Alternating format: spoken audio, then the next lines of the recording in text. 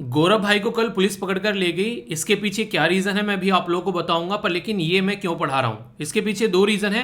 पहला तो ये, कल को अगर आप लोग इंडियन पुलिस सर्विसेज ज्वाइन करते हैं तो आप लोगों को पता होना चाहिए कि भीड़ को मैनेज कैसे करना है। तो ये आप लोगों को जो डे बाय डे की न्यूज़ होती है उससे पता चलता है कि ऐसी कोई कंडीशन बन जाती है। दूसरा, इनके वहां जाने की वजह से section 144 criminal procedure code CrPC का लगाया गया, जिसकी वजह से यहां पर इनको गिरफ्तार किया गया है। तो बहुत ही इंपॉर्टेंट ये कानून है, कई बार न्यूज़ में रहता है। जो न्यूज़ थी यहाँ पर सेक्शन 144, उसके बारे में मैं आप लोगों से बात करूंगा, पर आगे बढ़ने से पहले आज है 10 जुलाई, आज है संडे। संडे को फंडे बनाते हुए थोड़ा सा स्टडी डे बनाएंगे। काफ़ी शानदार आज का ये डिस्कशन आप लोगों को देखने को मिलेगा। यहाँ पर स्टैटिक प्लस करंट का एक बहुत ही प्यारा सा मिक्सचर आप लोगों के सामने निकल कर आएगा। इसी के साथ में आर्टिकल के एंड में आप लोगों को क्वेश्चन भी देखने को मिलेंगे। वो क्वेश्चन अगर आप लोग अटेम्प्ट करते हैं तो ऐसा लगेगा आप लोगों को कि हाँ आज कुछ नया सीखा है, क्योंकि जब क्वेश्चन अटेम्प्ट करता है तो आप लोगों के अंदर कॉन्फिडेंस भी आता है। तो काफ़ी अच्छे से काफ़ी सारी चीज़ें डिस्कस करूंगा। The Hindu newspaper, Indian Express, PIB, down to earth, जिसका भी आर्टिकल होगा वो मैं यहाँ पर कवर करूंगा। एक एक आर्टिकल जो है वो काफ़ी इंपॉर्टेंट रहता है, बहुत ही डिटेल में चीज़ें डिस्कस की जाती हैं। तो हर एक एग्जाम में ये आप लोगों को फायदा पहुंचाने वाला है। तो बड़े ही ध्यान से पूरा डिस्कशन आप लोगों को सुनना है। और अगर आप लोग क्वेश्चन पूछता हूं उनके आंसर भी अच्छे से देते हो तो इससे एक तरीके से आप लोगों के अंदर भी कॉन्फिडेंस आता है और मुझे भी काफी अच्छा लगता है कि हाँ आप लोग अच्छे से पार्टिसिपेट कर रहे हो। सबसे पहले इसी न्यूज को कवर करते हैं और इसके बारे में कुछ डिफरेंट चीजें भी मैं आप लोगों को बताऊंगा जो पर्सनली मुझे भी नहीं पता था। ठीक है, मैंने भी इसके बारे में पढ़ा तो कल ही मुझे पता चला कि आप लोग चाहें तो कोई पार्टी होस्ट कर सकते हैं मेट्रो का जो डब्बा रहता है उसके अंदर में, यानी कि मेट्रो के कोच के अंदर में। और यहाँ पर अलग अलग प्राइस आप लोगों को देखने को मिलेंगे। यानी कि अगर आप लोग चाहते हैं कि चलती हुई ट्रेन में आप लोग चाहें पार्टी होस्ट करना तो कर सकते हैं, रुके हुए डब्बे में अगर चाहें तो आप लोग कर सकते हैं, उसको सजाकर आप लोग कर सकते हैं, और बिना सजाए हुए में भी आप लोग यहाँ पर उसको एंजॉय कर सकते हैं। तो अगर यहाँ पर सजाना नहीं है और यहाँ पर खड़ा हुआ एक मेट्रो का डब्बा है या फिर मेट्रो ट्रेन है, उसके अंदर 5,000 रुपये लगेंगे आप लोगों को पर कोच के हिसाब से। अगर आप लोग रेगुलर अनडेकोरेटेड कोच जो रनिंग पोजीशन में है वहां पर आप लोगों को 8,000 लगेंगे। अगर डेकोरेटेड कोच करना है और वो खड़ा हुआ है बेसिकली स्टेशन के ऊपर में तो 7,000 लगेंगे। और डेकोरेटेड कोच रनिंग स्टेशन पर अगर चलता रहेगा तो वहां पर 10,000 लगेंगे। तो मुझे लगता है कि शायद इनके द्वारा कुछ ऐसे यहाँ पर मेट्रो से बातें की गई, जो यहाँ पर मेट्रो अथॉरिटी है, तो यहाँ पर इनके द्वारा अपना बर्थडे सेलिब्रेट करने की कोई पार्टी रखी गई, तो वहाँ पर इतना सैलाब उमड़ पड़ा जिससे चलते वहाँ पर कंडीशन खराब हो गई। क्योंकि यहाँ पर टोकन भी दिए जा रहे थे बर्थडे पार्टी में पार्टिसिपेट करने के लिए, तो जिसके चलते यहाँ पर ये कंडीशन बनी कि पूरा रोड जो था वो यहाँ पर जाम हो गया और यहाँ पर लोगों के द्वारा कंप्लेन कर दी गई पुलिस को, और पुलिस आकर इनको गिरफ्तार करके ले गई। और वहाँ पर CRPC यानी कि कोड ऑफ क्रिमिनल प्रोसीजर 1973 जो हमारे देश में देखने को मिलता है, अगर कहीं ऐसी कोई सिचुएशन बनती है तो सेक्शन 144 यहाँ पर इस्तेमाल किया जाता है। सेक्शन 144 का मतलब क्या है? इसका मतलब ये कि अगर 3 या फिर मतलब 3 क्या 4 बोला जाता है बेसिकली, 4 या फिर 4 से ज़्यादा लोग अगर कहीं पर खड़े हुए पाए जाते हैं तो उसको अलाउ नहीं किया जाता है। यानी कि एक तरीके से उनको वहां से हटा दिया जाता है ताकि भीड़ को जो है वो कंट्रोल किया जा सके। तो 4 या 4 से ज़्यादा लोगों को प्रोहिबिट किया जाता है, और खासकर जब कर्फ्यू लगता है उस टाइम पर आप लोगों ने देखा होगा इस सेक्शन का इस्तेमाल यहाँ पर किया जाता है। ये जो सेक्शन है, इस सेक्शन को लेकर हालांकि सुप्रीम कोर्ट भी यहाँ पर कई बार इसके बारे में बातें बोल चुका है कि ये सही नहीं है। यहाँ पर इसके चलते केस भी पहुंच चुके हैं कि हमारे संविधान में जो फंडामेंटल राइट है उसका हनन करता हुआ यहाँ पर नजर आता है। फंडामेंटल राइट मतलब जो कि आप लोगों को देखने को मिलेंगे आर्टिकल 12 से लेकर आर्टिकल 35 तक हमारे संविधान के अंदर। उसमें आर्टिकल जो 19 है वो आप लोगों को अधिकार देता है एक तरीके से अपनी लाइफ को एंजॉय करने के लिए, फ्रीडम के लिए। पर लेकिन उसका सेक्शन जो 2 है वो यहाँ पर रीजनेबल रिस्ट्रिक्शन लगाने की बात करता है कि अगर कोई लॉ एंड ऑर्डर को मेंटेन रखने से कोई प्रॉब्लम क्रिएट करता है तो वहां पर आप लोग उसके ऊपर रीजनेबल रिस्ट्रिक्शन भी लगा सकते हैं। पर लेकिन सुप्रीम कोर्ट के द्वारा 2012 का एक केस था जिसमें सुप्रीम कोर्ट के द्वारा बोला गया, खासकर रामलीला मैदान में क्राउड को लेकर, कि यहाँ पर सुप्रीम कोर्ट जो है वो बोल रही थी गवर्नमेंट को कि आप लोग कैसे सेक्शन 144 लगा सकते हैं उन लोगों के ऊपर जो कि रामलीला ग्राउंड में सो रहे हैं। तो सोए हुए लोगों के ऊपर आप लोगों ने सेक्शन 144 लगा दिया। तो कई बार ये माना जाता है कि इस सेक्शन का इस्तेमाल गलत तरीके से भी गवर्नमेंट के द्वारा किया जाता है। तो ये भी चीज़ें यहाँ पर देखने को मिलती है। पर लेकिन जरूरी है ये हमारे कानून के अंदर, क्योंकि अगर लॉ एंड ऑर्डर मेंटेन नहीं रहेगा तो कई सारे लोगों की जान भी यहाँ पर जा सकती है। तो यहाँ पर अगर इनको कोई पार्टी होस्ट करनी थी, ये इतने बड़े एक तरीके से यार एक सेलिब्रिटी आज के डेट में बन चुके हैं, इनको कम से कम ये चीज़ थोड़ा सा ध्यान देना चाहिए था यहाँ पर। हालांकि इनको भी अंदाजा नहीं होगा, अगर अंदाजा होता तो ऐसा ही कभी नहीं करते। क्योंकि यहाँ पर इंसान सोचता है कि यार कौन मिलने आएगा, कौन इतना फ्री है, पर लेकिन पता नहीं कि लोग इतना प्यार करते हैं तो इतने सारे पहुंच गए वहाँ, किसी ने एक्सपेक्ट नहीं किया था, जिसकी वजह से अनकंट्रोल्ड हो गई सारी चीज़ें। ठीक है, तो ये सारी चीज़ें थोड़ा सा समझना चाहिए। तो इसकी वजह से बहुत ही माहौल ख़राब हो गया, इवन मेट्रो जो थी उसकी भी जो एक तरीके से उसके ऊपर भी इम्पैक्ट पड़ा, तो ये काफ़ी बड़ी बात हो गई। तो अभी देखो यहाँ पर इनको हो सकता है जल्दी ही जमानत मिल जाए, तो यही दुआ करेंगे यार। बर्थडे सेलिब्रेट कर रहे थे फालतू में, पूरे बर्थडे जो है मतलब जेल में चला गया बर्थडे, वो थोड़ा सा और लगता है। पर फिर भी यहाँ पर एक तरीके से एक रेस्पॉन्सिबल पर्सन भी होना जरूरी है यार, भारतीय नागरिक होने के नाते देश में कानून व्यवस्था भी बनाना काफ़ी ज़्यादा जरूरी है। तो वो सारी चीज़ें सही हैं, तो चलो जल्दी से दुआ करो कि छूट कर आ जाए, और बाकी अपना बर्थडे जो है फिर आगे आकर सेलिब्रेट कर लें। अब तो जो है जो हो गया होना था, पर लेकिन आगे से इन चीज़ों का ध्यान रखना चाहिए। और आप भी अगर कल को चलकर कहीं पर भी आप लोग जैसे कि पोस्टेड होते हो, तो आप लोगों को पता होना चाहिए कि आपके हाथ में ये हथियार रहता है सेक्शन 144, जिसके चलते आप लोग भीड़ को यहाँ पर कंट्रोल कर सकते हो। ठीक है, तो यहाँ पर अगर बात की जाए तो ये हमारे संविधान में, हालांकि जैसे मैंने अभी बताया यहाँ पर इसको लेकर कई सारी बातें की जाती है। सिटीजनशिप अमेंडमेंट एक्ट के टाइम पर ये कई बार लगाया गया, उस टाइम पर भी यहाँ पर क्रिटिसाइज किया गया था कि किस तरीके से कितनी फ्रिक्वेंटली इसको यूज़ किया जा रहा है। ठीक है, तो यहाँ पर एक बार लगा दिया जाता है तो 2 महीने तक यहाँ पर आप लोग इसको रख सकते हैं। ठीक है, तो यहाँ पर उसके बाद में फिर आप लोगों को प्रॉपर ऑर्डर पास करने पड़ते हैं, तो 2 महीने तक तो बिना ऑर्डर किए जो भी आप लोग चाहें, अगर लग रहा है कंडीशन कंट्रोल नहीं है तो आप लोग इसको रख सकते हैं। तो ये थी पूरी न्यूज़। आई होप कि आप लोगों की माइंड में यहाँ पर क्लियर भी हो गया होगा क्यों गिरफ्तार हुए, सेक्शन 144 क्या है। कोई डाउट होगा तो बताइएगा जरूर। ठीक है दोस्तों, आज की डेट में श्रीलंका के अंदर खस्ता हालत हो चुकी है चीज़ों को लेकर। प्रेसिडेंट जो है वो अपना जो पैलेस है, यानी कि जो प्रेसिडेंट हाउस है, वो छोड़कर जा चुके हैं। रनिल विक्रमसिंघे जो कि यहाँ पर प्राइम मिनिस्टर का पद संभाला था, जो यहाँ पर फिलहाल के टाइम पर चीज़ों को कंट्रोल करने के लिए, उनके द्वारा भी अपने पोस्ट से रिजाइन कर दिया गया है। और जैसे कि जो गोटबिया राजपक्षे हैं वो छोड़कर यहाँ से चीज़ों को भाग चुके हैं, और उनके भाई जो थे जिनका नाम था, जो बेसिकली इस पहले यहाँ पर प्राइम मिनिस्टर बने हुए बैठे थे, महिंदा राजपक्सा, जो कि उससे पहले प्रेसिडेंट हुआ करते थे, वो भी यहाँ पर अपने पद को बीच में ही छोड़ गए थे। तो पूरा राजपक्सा परिवार यहाँ पर श्रीलंका को संभालने के पीछे लगा हुआ था, पर लेकिन वो श्रीलंका को नहीं संभाल पाया। कई सारे रीजन आप लोगों को यहाँ पर देखने को मिलेंगे। कंडीशन तो खस्ता बहुत ज़्यादा हो गई है। अभी आप लोग यहाँ पर देखते हैं जो लोग हैं बुरी तरह यहाँ पर चले गए। इवन यहाँ पर कोई जाकर स्विमिंग पूल में नहा रहा है, और जैसा मैंने आप लोगों को दिखाया, कुछ लोग ऐसे हैं कि पूरे जो प्रेसिडेंट हाउस के अंदर घुस गए हैं, वहाँ पर आराम से लेट कर सेल्फी वगैरह ले रहे हैं, अपनी लाइफ को एंजॉय कर रहे हैं। ऐसा लग रहा है कि पार्टी चल रही है, हालांकि गुस्से में है लोग, पर लेकिन वही है कि आप लोगों को पता है कोई सोल्यूशन नहीं होता तो क्या करें। नाइट कर्फ्यू यहाँ पर लगाया गया, जिसकी वजह से ये कंडीशन यहाँ पर देखने को मिली। ऑलरेडी वहाँ पर खाने के लिए लोग परेशान हैं, तेल के लिए, पेट्रोल डीजल के लिए लोग परेशान हैं। इवन मैंने आप लोगों को बताया था कि एग्जाम तक कैंसिल कर दिए गए, क्योंकि उनके पास में पेपर को प्रिंट करने तक का भी पैसा नहीं है। अपने लोगों को बाहर जाने से मना कर दिया, कब बहुत सारी चीज़ें खरीदने से मना कर दिया। कंट्री में जो करेंसी की हालत है वो काफ़ी ज़्यादा खस्ता हो चुकी है। तो ऐसे देश के अंदर में कई बार ऐसी कंडीशन देखने को मिलती है, किसी ने एक्सपेक्ट भी नहीं किया होगा कि ऐसा भी कुछ हो सकता है। तो ये उन्हीं में से एक सिचुएशन आप लोगों को देखने को मिलेगी। तो ये काफ़ी एक तरीके से दुखद घटना आप लोग बोल सकते हैं, क्योंकि जब अपने पड़ोस में ऐसा होता है तो ये कोई अच्छी बात नहीं है। इससे अपने देश के ऊपर भी नेगेटिव इम्पैक्ट पड़ता है। देखो, आप लोगों ने अक्सर सुना होगा कि अमीरों के बीच में रहने से इंसान का माइंडसेट अच्छा होता है, और वो क्या करता है, वो भी अपनी ज़िंदगी में कुछ अमीर होने की सोचता है, ताकि आगे आने वाली लाइफ में प्रोडक्टिविटी अपनी लाइफ में ला सके। अमीरों का मतलब ये नहीं कि मैं पैसों से बात कर रहा हूँ, वो नॉलेज से भी अमीर हो सकता है, ज्ञान से, यानी कि ज्ञानवान लोगों के पास में। कोई हेल्थ से अमीर हो सकता है, अपनी हेल्थ अच्छी, आप लोगों को लगेगा यार ये कितना हेल्दी है, मैं भी इसके साथ हेल्दी बन जाता हूँ। तो वो वाली चीज़ें आप लोगों को देखने को मिलेगी। तो ज़िंदगी में इसलिए बोला जाता है कि आप लोगों के दोस्त कैसे हैं, उसको देखकर बताया जा सकता है कि आप लोग लाइफ में कहाँ जाने वाले हैं। तो हमेशा इसीलिए अगर पड़ोस में कोई अच्छा इंसान, अच्छा देश, या फिर कोई एक तरीके से अच्छा पार्टनर साथ में, तो देश आगे बढ़ता है। तो सोचो यहाँ पर अगर पड़ोस में अगर श्रीलंका जो है अच्छा प्रोस्परस, हमारी कंट्री के साथ में अच्छे रिलेशन है, अच्छा व्यापार चल रहा है, तो कितना अच्छा रहता है। लेकिन आज की डेट में यहाँ पर श्रीलंका की बात कर लीजिए, इसी के साथ में पाकिस्तान की बात कर लीजिए, इसी के साथ में अगर बात करें म्यांमार की बात कर लीजिए, तो कई सारी कंडीशन ऐसी देखने को मिल रही हैं। उधर अफगानिस्तान की आप लोग बात कर लीजिए, जहाँ पर खस्ता हालत हो रखी है यहाँ पर। तो इस तरीके से आप लोग समझ सकते हैं आने वाले टाइम में सिचुएशन जो है वो किस तरीके से कंट्रोल होगी, तो वो देखने वाली बात है। तो इसके बारे में था ये पूरा आर्टिकल। बेसिकली आगे आने वाले टाइम में आप लोगों को एडिटोरियल भी देखने को मिलेंगे, तो यहाँ पर और इसके बारे में कवर करेंगे। अभी तो यहाँ पर आप लोग प्रेयर करो कि चीज़ें थोड़ी शांत हो जाएं। आज संडे को मैं आप लोगों को हमेशा एक पिक्चर दिखाता हूँ और आप लोगों को बोलता हूँ कि आप लोगों को एक पर्टिकुलर पर्सनैलिटी को आइडेंटिफाई करना है। ये पर्सनैलिटी कौन है, इनका नाम आप लोगों को बताना है। ये पर्सनैलिटी लगभग 2011 से बहुत ज़्यादा न्यूज़ में है। और अभी मैं आप लोगों से आर्टिकल डिस्कस कर रहा हूँ 2022 में। बहुत लंबे समय तक काफ़ी कुछ इनके बारे में मैंने पढ़ाया। चलिए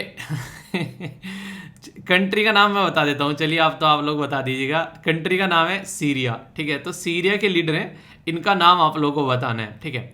अभी यहाँ पर ये जो है ये ईद सेलिब्रेट कर रहे हैं और आप सभी लोगों को भी यहाँ पर ईद अल अधा की हार्दिक शुभकामनाएं। अच्छे से आप लोग एंजॉय करिए अपने जो एक तरीके से त्यौहार होते हैं उनको अच्छे से एंजॉय करना चाहिए मिलजुल कर। तो यहाँ पर ये उसी को सेलिब्रेट कर रहे हैं, तो यहाँ पर आप लोगों को इनका नाम बताना है, ठीक है। तो देखता हूँ कौन कौन से ये आंसर बताता है, कौन से इनाम बताता है। और ये जो रशिया के प्रेसिडेंट है पुतिन साहब, उनके काफ़ी अच्छे दोस्त भी हैं। इन्होंने भी एक्सपेक्ट नहीं किया था, ये भी बोल रहे थे खुद यार मुझे नहीं लग रहा था कि इतनी भीड़ आएगी, पर लेकिन प्यार इतने करते हैं लोग तो फिर पहुंच ही जाते हैं यार, ठीक है। चलिए जो भी है आगे से देखते हैं, जो भी है आगे चलते हैं नेक्स्ट न्यूज़ की ओर। काफ़ी इंपॉर्टेंट न्यूज़ है यार, डिटेल में डिस्कस करूंगा। पीआईबी के द्वारा इस न्यूज़ को कवर किया गया और इस न्यूज़ के एंड में आप लोगों से क्वेश्चन भी पूछूंगा, तो टकटकी लगाकर देखिएगा आप लोग, ताकि उस क्वेश्चन का आंसर भी आप लोग अच्छे से दे सकें। यहाँ पर श्री पुरुषोत्तम रूपाला, जो कि आज की डेट में हमारी कंट्री में जो मिनिस्ट्री है फिशरी, उसके साथ में ये कनेक्टेड है। यानी कि फिशरी क्या, पूरा फिशरी एंड एनिमल, जो यहाँ पर एनिमल हस्बेंड्री और जो डेयरिंग है उसके साथ में यहाँ पर ये कनेक्टेड है। तो ये इनके द्वारा फर्स्ट देश की पहली एनिमल हेल्थ समिट जो है वो इनोग्रेट की गई। पूरा डिटेल में डिस्कस करूंगा, बहुत कुछ आप लोगों को जानने को मिलेगा इसके चलते। और फिलहाल तो ये काफ़ी ज़्यादा न्यूज़ में भी है। न्यूज़ में क्या है उसके बारे में आप लोगों को बताऊंगा। ये है यूपीएससी प्रीलिम्स, जीएस पेपर 2 और गवर्नमेंट की जो पॉलिसीज हैं उसके चलते आप लोगों से यहाँ पर क्वेश्चन पूछा जा सकता है। सबसे पहले तो कोई भी चीज़ अगर पहली बार होती है तो वो एक काफ़ी स्पेशल होती है, खासकर उससे क्वेश्चन बनने के चांसेस काफ़ी ज़्यादा हो जाते हैं। तो यहाँ पर first India animal health summit, तो एनिमल की हेल्थ के लिए समिट यहाँ पर इनोग्रेट की गई। तो पशु भी ये कह रहे होंगे वाह यार, कम से कम कुछ तो सोचा हमारे बारे में, हमारे लिए समिट इनोग्रेट की जा रही है, वरना अब तो कोई बातें ही नहीं करता था। तो ये सारी किसके करामात हैं यहाँ पर कि हम लोग ऐसी समिट सेलिब्रेट कर रहे हैं और दुनिया में इस चीज़ों के ऊपर ध्यान भी दिया जा रहा है। तो ये सारी चीज़ें निकल कर आ रही है कोविड-19 के चलते। रीज़न क्या है? रीज़न है यहाँ पर जूनोटिक बीमारी, तो उसके बारे में भी आप लोगों से बात करूंगा। जूनोटिक बीमारी के चलते सबसे बड़ी कंडीशन ये देखने को मिलती है कि जानवरों से इंसानों में वो बीमारी फैलती है। तो अगर जानवर सही रहेंगे तो इंसान भी सही रहेंगे, क्योंकि जानवरों को आज के डेट में हम लोग क्या करते हैं, कोई मछली खा रहा है, कोई मुर्गा खा रहा है, कोई अंडे खा रहा है, कोई दूध पी रहा है। तो ये सारी चीज़ें जो है जानवरों से निकल कर आ रही है। अगर जानवरों को बीमारी रहेगी तो हमको बड़ी फ्रीक्वेंटली ये बीमारी जो है वो लग सकती है। तो इसके चलते यहाँ पर जानवरों की हेल्थ पर फोकस देना काफ़ी ज़्यादा जरूरी है। तो पहली इंडिया की हेल्थ समिट जो है वो ऑर्गेनाइज कराई गई यहाँ पर Indian chamber of food and agriculture के द्वारा और एग्रीकल्चर टुडे ग्रुप के द्वारा मिलकर ये समिट ऑर्गेनाइज कराई गई, ताकि इस एरिया के ऊपर ध्यान रखा जा सके। देखिए सबसे बड़ी प्रॉब्लम ये निकल कर आ रही है कि कोई ना कोई, जैसे मुर्गी से अलग चीज़ें होती हैं, सुअर से अलग चीज़ें होती हैं, कुत्ते से अलग चीज़ें होती हैं, गाय भैंस से घोड़ों से अलग अलग बीमारी फैलती हैं। तो इस तरीके की दुनिया भर की बीमारी आज के डेट में आप लोगों को देखने को मिल जाएंगी। अगर इन जानवरों को कोई बीमारी लगती है तो ये वो जानवर हैं जो कि इंसानों से डायरेक्ट कनेक्ट आप लोगों को देखने को मिलेंगे। यानी कि ये वो जानवर हैं जो कि आज के डेट में हमारे साथ में डायरेक्ट आप लोगों को कनेक्ट नजर आएंगे। अगर इनको कोई बीमारी हो रही है, घर में कोई कुत्ता है उसको कोई बीमारी हो गई, ठीक है, तो आप लोगों को बीमारी जो है बड़ी आसानी से लग जाएगी, क्योंकि हम लोग बिल्कुल एक उसको फैमिली का मेंबर मानकर चलते हैं। अपने पास में ही बैठ रहा है, खा रहा है, सो रहा है, वहीं पर ही चीज़ें सारी चल रही हैं, ठीक है। तो इसलिए यहाँ पर जानवरों को अगर बीमारी होती है तो इंसानों को वो बीमारी लगने के बहुत ही ज़्यादा चांसेस हो जाते हैं। तो इसलिए इसके ऊपर फोकस देना काफ़ी ज़्यादा जरूरी है। इसलिए यहाँ पर ये समिट जो है वो ऑर्गेनाइज कराएगी। और जब से कोविड-19 आया तब से इसके बारे में बातें भी की गई कि भाई देखो यार, इस चीज़ों के ऊपर फोकस कर लेते हैं, कल को चल के दिक्कत देखने को मिल सकती है। तो यहाँ पर अभी अगर इसके बारे में आप लोगों से बात करूँ तो वन हेल्थ के बारे में बात की गई। वन हेल्थ मतलब जिसमें यहाँ पर इंसान भी आएंगे, जानवर भी आएंगे, सबको इंक्लूड किया जाएगा, क्योंकि उनकी हेल्थ हमारे साथ में कनेक्टेड हो गई है। और इन्वायरमेंट के ऊपर भी ध्यान रखा जाएगा। जानवरों को पता भी नहीं होगा बेचारों को कि हाँ उनके नाम पे सबमिट हो रही है, क्योंकि उन्हें तो चाय समोसा मिलता नहीं है। हम लोग इंसान अपना भी चाय समोसा खाते हैं और निकल लेते हैं, ठीक है। तो ये दिल्ली के अंदर यहाँ पर डिस्कस किया जा रहा है इसके बारे में कि कैसे हम लोग एनिमल की हेल्थ के ऊपर फोकस कर सकते हैं। और ये पहली सबमिट थी यहाँ पर, ठीक है। तो इसके चलते इसके ऊपर फोकस देना जरूरी है। क्या क्या यहाँ पर ऑब्जेक्टिव रखे गए हैं, तो पहला तो यही बोला गया कि the country food and nutrition security, क्योंकि जानवर से ही मिलती है काफ़ी हद तक। अगर बात करें, आप लोग दूध, दही, घी ये सब चीज़ें लेते हो, ठीक है, इसी के साथ में कोई चिकन, मछली वो सब चीज़ें खाता है, अंडे वगैरह, तो यहाँ पर इस तरीके से समझ सकते हैं। गाँव में इनकम और प्रोस्पेरिटी इसी से आती है, तो ये भी एक ऑब्जेक्टिव यहाँ पर रखा गया। क्योंकि गाँव में अक्सर आप लोगों ने देखा होगा, जैसे मैं अपने घर में बताऊँ, गाय भैंस वगैरह आप लोगों को देखने को मिल जाएंगे, ठीक है। अगर नॉर्मल बात करें तो ये गाँव में एक तरीके से किसानों का गहना माना जाता है जो जानवर होते हैं। तो अगर जानवर हष्ट पुष्ट नहीं है तो किसान भी ऐसा लगता है कि आज के डेट में बीमार है, क्योंकि वो उसको अपने परिवार के मेंबर की तरीके से देखता है। जैसे आप लोगों को याद होगा, मैंने आप लोगों के साथ में शेयर किया था कि हमारे घर में एक भैंस थी, उसकी डेथ हो गई थी। हालांकि डॉक्टर जो है वो 24 घंटे वहीं पर रहे, पर लेकिन डॉक्टर जो है चीज़ों को संभाल नहीं पाए, तो ये कंडीशन देखने को मिल जाती है। तो ऐसा लग रहा था जैसे घर का कोई मेंबर चला गया हो। तो ये सिचुएशन आप लोग यहाँ पर समझ सकते हैं। तो ओवरऑल इकोनॉमिक डेवलपमेंट बात करें तो काफ़ी ज़्यादा यहाँ पर देखने को मिलते हैं। तो उसके चलते यहाँ पर एनिमल पर फोकस देना काफ़ी ज़्यादा जरूरी है। ऑल्टरनेटिव इनकम का सोर्स भी रहता है यहाँ पर, अगर बात करें किसानों के लिए तो, क्यों किसान एक तो आप लोग खेतों से चीज़ें जो है अपनी रोजी रोटी चलाते हैं, दूसरा जानवरों से चलाते हैं। कई सारे लोग जो है जानवरों जैसे गाय भैंस रख लिया, उनका दूध बेचा जाता है, तो उस तरीके से। ठीक है, ये जो ऑर्गेनाइज कराई गई मैंने बताया भी, इंडिया एनिमल हेल्थ समिट 2022, तो ये Indian chamber of food and agriculture और एग्रीकल्चर जो टुडे ग्रुप है इनके द्वारा मिलकर इसको ऑर्गेनाइज कराया गया। तो यहाँ से इंटरेस्टिंग क्वेश्चन आप लोगों से एग्जाम में बन सकता है। तो एनिमल जो है वो काफ़ी इंपॉर्टेंट कंपोनेंट है वन हेल्थ का। जैसे मैंने अभी आप लोगों को बताया कि अगर सबकी हेल्थ आप लोग सुधारना चाहते हैं तो इन्वायरमेंट को भी ध्यान रखना पड़ेगा, आप लोगों को एनिमल को भी ध्यान रखना पड़ेगा, ह्यूमन को भी ध्यान रखना पड़ेगा, तब जाकर आप लोग इन सब बीमारियों से बच सकते हैं जो बीमारी यहाँ पर पहुंचाती है काफ़ी ज़्यादा नुकसान। जैसे एनिमल से रिलेटेड मोंकी पॉक्स के बारे में आप लोगों ने सुना है, अभी रिसेंटली एक तरीके से हाहाकार मचाया था उसने। इसी के साथ में यहाँ पर लुम्पी स्किन डिजीज, जिससे गाय के ऊपर जो फोड़े फोड़े से नहीं जाते, मैंने आप लोगों को पिक्चर भी दिखाई थी, जाके सर्च करना एक बार इनके बारे में। ठीक है, अफ्रीकन स्वाइन फीवर के बारे में बात करें, रेबीज जो कि नॉर्मली कुत्ते के काटने पर आप लोगों को देखने को मिलती है, एवियन इन्फ्लुएंजा बर्ड फ्लू जिसको नॉर्मली आप लोग बोलते हैं। तो ये सारी बीमारी जानवरों से हो रही है, जीव जंतुओं से हो रही है, हमारे अंदर फैल रही है। तो इसका मतलब ये हो गया कि हम लोग जो है कहीं ना कहीं आज की डेट में कोई ना कोई डिस्ट्रेस डाल रहे हैं इनके ऊपर, कोई ना कोई स्ट्रेस डाल रहे हैं, जिसकी वजह से ये इस तरीके की चीज़ें इनके अंदर से रिलीज होती हैं और फिर हमको नुकसान पहुंचाती है। तो इसी के चलते बार बार ये बात की जाती है कि कैसे इसको कंट्रोल किया जा सकता है। तो गवर्नमेंट के द्वारा यार कई सारे इनिशिएटिव लिए गए, ऐसा बिल्कुल नहीं है कि गवर्नमेंट काम नहीं कर रही है, पर लेकिन गवर्नमेंट के काम करने से अकेले से काम नहीं चलेगा, हम लोगों को भी पार्टिसिपेट उसके लिए करना पड़ेगा। तो यहाँ पर बात की जा रही है live stock health and disease के बारे में। तो यहाँ पर अगर बात करें तो department of animal husbandry dairying implement, और इसी के साथ में सेंट्रल स्पॉन्सर्ड स्कीम थी जो कि यहाँ पर इस पर्टिकुलर पर्पज के लिए लाई गई कि कैसे एनिमल की हेल्थ का ध्यान रखा जा सकता है। ठीक है, एक इसी के साथ में जो नेक्स्ट है वो इंपॉर्टेंट है, ये है यहाँ पर ब्रुसेलोसिस। ये एक तरीके से आप लोग यहाँ पर फीवर भी देखते हैं, इसको मेडिटेरेनियन फीवर भी कई बार बोलते हैं। एक बैक्टीरियल डिजीज है यहाँ पर, ये जो हम लोग गाय का भैंस का दूध वगैरह जो पीते हैं यहाँ पर, उससे उससे यहाँ पर ये बीमारी निकल कर आती है। तो आप लोग देखते हैं यहाँ पर काफ़ी ज़्यादा प्रॉब्लम यहाँ पर देखने को मिल जाती है।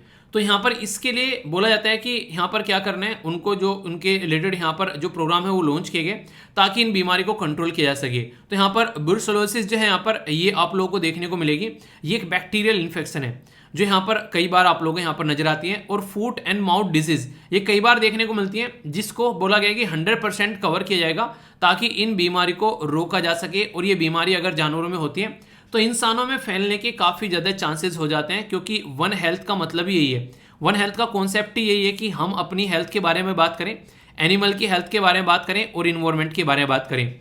तो अगर कल को कुछ लिखने के लिए आ जाता है तो आप लोग इस कॉन्सेप्ट को बिल्कुल माइंड में बैठा के रखिएगा कि किन किन एरिया में फोकस करना है। अगर आप लोगों को चलिए मान लीजिए मैं निबंध भी दे दूं, ठीक है, कि वन हेल्थ के ऊपर आप लोगों को लिखना है, ये अगर ऐसे में आज आप लोगों को दे देता हूं तो आप लोगों को क्या क्या यहाँ पर इसके ऊपर लिखना है। तो यहाँ पर अगर हर चीज़ को आप लोग काउंट करके चलेंगे तो आप लोग चीज़ों को देख पाएंगे।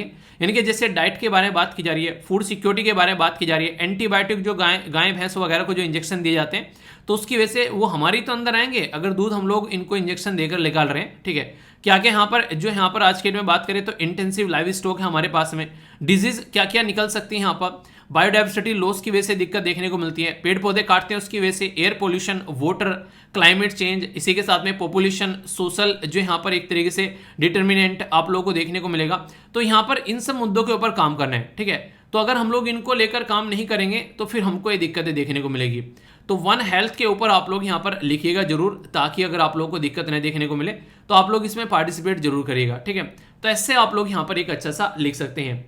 हमारी कंट्री दुनिया में सबसे ज़्यादा जानवर रखने वाली कंट्री है, ये आप लोगों को मैं बता दूं। अगर बात करूं यहाँ पर तो 535 मिलियन के करीब हमारे देश में आप लोगों को जानवर देखने को मिलेंगे। तो इससे आप लोग अंदाजा लगा सकते हैं कि जानवरों की संख्या कितनी है। और पहले से यहाँ पर 2012 में जो सेंसस कराया गया था, अभी लास्ट सेंसस 2018 में हुआ था जो 20वां लाइव स्टॉक सेंसस था, इससे पहले 2012 में कराया गया। तो 4.6% का इंक्रीमेंट आप लोगों को देश के अंदर यहाँ पर देखने को मिला। इवन इकोनॉमिक सर्वे 2021 में भी यहाँ पर ये बोला गया कि अभी फिलहाल जो है अलाइड सेक्टर क्या होता है, जो एग्रीकल्चर के साथ में एक्स्ट्रा जो यहाँ पर हेल्प करता है किसानों की, वो बढ़कर यहाँ पर 24 से लेकर 28 हो गया है लाइव स्टॉक का जो कंट्रीब्यूशन आप लोग यहाँ पर देखने को मिलता है।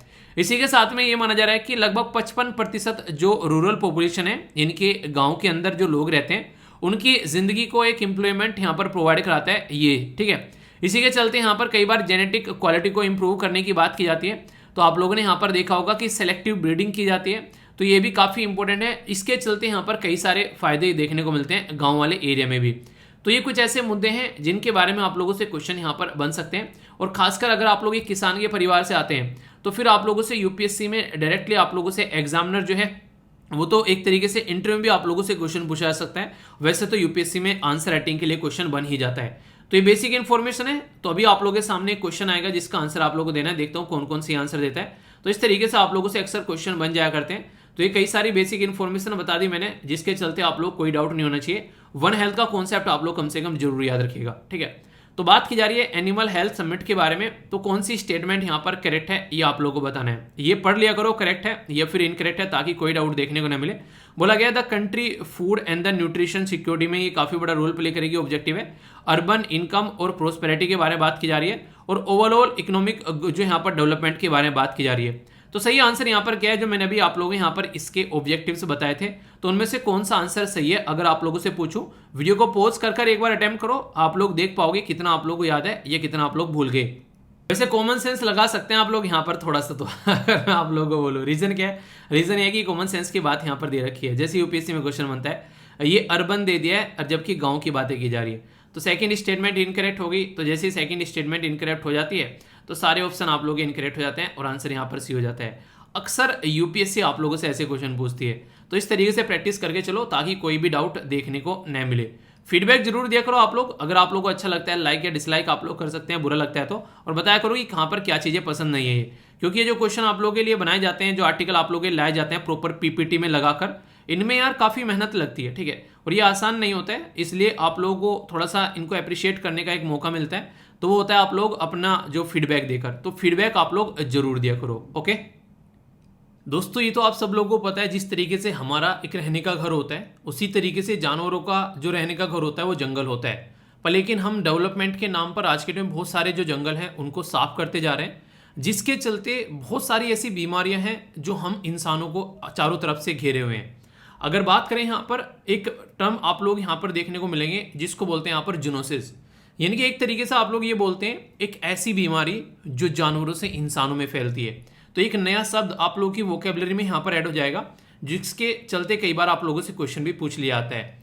तो 6 जुलाई को यहाँ पर वर्ल्ड जो जूनोसिस डे है वो यहाँ पर सेलिब्रेट किया जाता है, ताकि लोगों को इसकी रिलेटेड बीमारी के बारे में बताया जा सके कि जानवरों से इंसानों को कई बार बीमारियां फैलती हैं, और अब तक कई सारी ऐसी खतरनाक बीमारियां आई हैं जो कि लोगों को एक तरीके से बेहद बीमार और इसी के साथ में डेथ भी उसकी कर देती हैं। जैसे इबोला के बारे में आप लोगों ने सुना कई बार, एवियन इन्फ्लुएंजा हो गया, वेस्ट नाइल वायरस हो गया। तो इस तरीके की कंडीशन आप लोगों को देखने को मिलेगी। तो अगर बात करें तो इसको कैसे रोकना है, कैसे डिटेक्ट करना है और कैसे होने से पहले इसको फैलने से रोकना है, उसके ऊपर हम लोगों को फोकस देना पड़ेगा। सबसे खतरनाक यह है कि जो इसको पैथोजन होते हैं, यानी कि जो इसके कैरियर होते हैं, वो कोई भी हो सकता है। वायरस हो सकता है, बैक्टीरिया हो सकता है, पैरासाइट हो सकता है, फंजाई हो सकता है, कोई भी हो सकता है जो कि ये बीमारी फैलाने में सक्सेसफुल हो। अगर बात करूं आज के डेट में लगभग मोटे मोटे तौर पर आप लोग बोलो तो 1415 के करीब पैथोजन पाए जाते हैं। जैसे मैंने अभी बताया ना आप लोगों को, ये वायरस भी हो सकते हैं या फिर आप लोग इनको बैक्टीरिया भी बोल सकते हैं। तो इसमें से 61% अगर कोई है तो वो है जो कि जूनोटिक बीमारी फैलाने वाले। मतलब समझ में आया कुछ? मतलब यहाँ पर ये कि जो बीमारी फैलती है मैक्सिमम आप लोगों को इंसानों के जो इंटरफियर किया जाता है आज के डेट में, जंगलों के अंदर जंगलों को काटा जाता है, उसकी वजह से बीमारी फैलने को देख रही है। इसीलिए इसकी थीम यहाँ पर रखी गई है, let's break the chain of zoonotic transmission. तो यहाँ पर अभी एक ऑल ओवर वर्ल्ड में, और खासकर बात करूँ तो वर्ल्ड हेल्थ ऑर्गेनाइजेशन के द्वारा यहाँ पर इसके बारे में बात की गई कि वन हेल्थ वन वर्ल्ड। और ये कब निकल कर आया कॉन्सेप्ट? वो कहते हैं ना जब सर पे पड़ते हैं तो इंसान जो है अच्छी अच्छी चीजें ढूंढने लग जाता है। तो ये कॉन्सेप्ट तब निकल के आया जब कोरोना वायरस जो है वो पूरी दुनिया में फैला। कोविड-19 के फैलने से ये लगने लगा कि यार आज के टाइम बहुत सारी ऐसी बीमारी हैं जो जानवरों से इंसानों के अंदर फैल रही हैं, और इसका बहुत बड़ा रीज़न ये है कि जैसे चाइना के अंदर बात करें, वो इंसानों को छोड़कर सब कुछ खाते हैं। आप लोगों ने एक बार तो सुना होगा, ऐसी भी न्यूज़ निकल कर आई थी कि चाइना में इंसानों का भी मांस खाया जा रहा है। तो अगर इस तरीके से सिचुएशन बनती है तो फिर क्या होता है, उसकी वजह से एक इंसान को बीमारी हुई, कोई वायरस आ गया, वो दूसरे को फैलेगा। ऐसे ही एक जीता जागता उदाहरण है कोविड-19, जो देखते ही देखते पूरी दुनिया में फैल गया।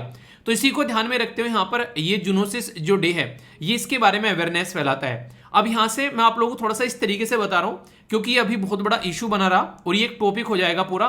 तो इसके चलते यहाँ पर ये जो डिजीज है ये कैसे स्प्रेड होती है, या फिर और भी कुछ बातें इसके बारे में जो कि आप लोगों को पता होना चाहिए, मैं थोड़ी सी और एक्स्ट्रा लेवल पर जाकर डिस्कस करते हैं ताकि आप लोग चीज़ों को अंडरस्टैंड कर सकें। ठीक है, तो इससे आप लोग चीज़ों को अच्छे से समझ भी पाएंगे। और आप लोग इवन यहाँ पर अभी इंटरव्यू में क्वेश्चन आप लोगों से यहाँ से बन जाते हैं कि जूनोटिक बीमारी आप लोग क्या समझते हैं, इसको कैसे रोका जा सकता है। ठीक है, तो इस तरीके से अभी रिसेंटली कोविड-19 के चलते ऐसे क्वेश्चन इंटरव्यू पूछे गए। सबसे पहली बात तो आप लोगों को ये देखने को मिलेगा कि जब ह्यूमन जो है और एनिमल जो है, ये यहाँ पर दोनों एक दूसरे कॉन्टैक्ट में आते हैं, और वो कोई भी तरीका हो सकता है। जैसे अभी मैंने बताया यहाँ पर, जैसे कई बार आप लोगों ने देखा हो घर में हम लोग अपने पशु पक्षी पाल के रखते हैं, तो कई बार यहाँ पर उनका सलाइवा हो गया, यूरिन हो गया, या फिर उनकी पोटी हो गई, तो ये सारी चीज़ें जिसके कॉन्टैक्ट में हम लोग आ जाते हैं उसकी वजह से बीमारी देखने को मिलती है। ये तो डायरेक्ट कॉन्टैक्ट हो गया। अगर कोई फल फ्रूट्स खा लिया, आप लोगों ने पुराने टाइम पर सुना होगा, सुना के आप लोगों ने, मतलब अगर आप लोग गांव से रहते हैं खासकर, अरे यार अमरूद देखना तोते ने खा रखा है यार, ये बहुत मीठा हो गया है, तोते खाया हुआ अमरूद मीठा होता है, सुना था ना ये। तो मतलब ये ऐसी ऐसी चीज़ें आप लोगों को देखने को मिलती हैं। तो वो चीज़ें तब तक तो सही थी, पर आज के डेट में चीज़ें अलग लेवल पर पहुंच गई, क्योंकि हो सकता है बेचारा वो तोता किसी डिस्ट्रेस में चल रहा हो, और डिस्ट्रेस में चलने की वजह से कोई ऐसा हार्मोन्स रिलीज कर रहा हो जिसकी वजह से यहाँ पर वो कोई वायरस, कोई बीमारी फैल सके, बैक्टीरिया, जो कि हमारी बॉडी में आकर दिक्कत क्रिएट कर सके। इसलिए कोई भी फल फ्रूट्स वगैरह बाहर से लेकर आते हैं तो सबसे पहले उसको धुलना है आप लोगों को, तभी उसको खाना है, बिना धुले नहीं खाना है। पहली इंपॉर्टेंट बात तो ये याद रखिएगा। दूसरा इंपॉर्टेंट है इनडायरेक्ट वे में, मान लीजिए कहीं पर कोई जानवर रहता है और वो जानवर वहां पर रहता है, पर लेकिन अब वहां से मूव हो चुका है, और हो सकता है इंसान अब जाकर वहां पर रहना स्टार्ट कर दें, तो कई सारे ऐसे बैक्टीरिया जो रहते हैं वो पनपते रहते हैं, उसकी वजह से भी यहाँ पर चीजें देखने को मिलती है।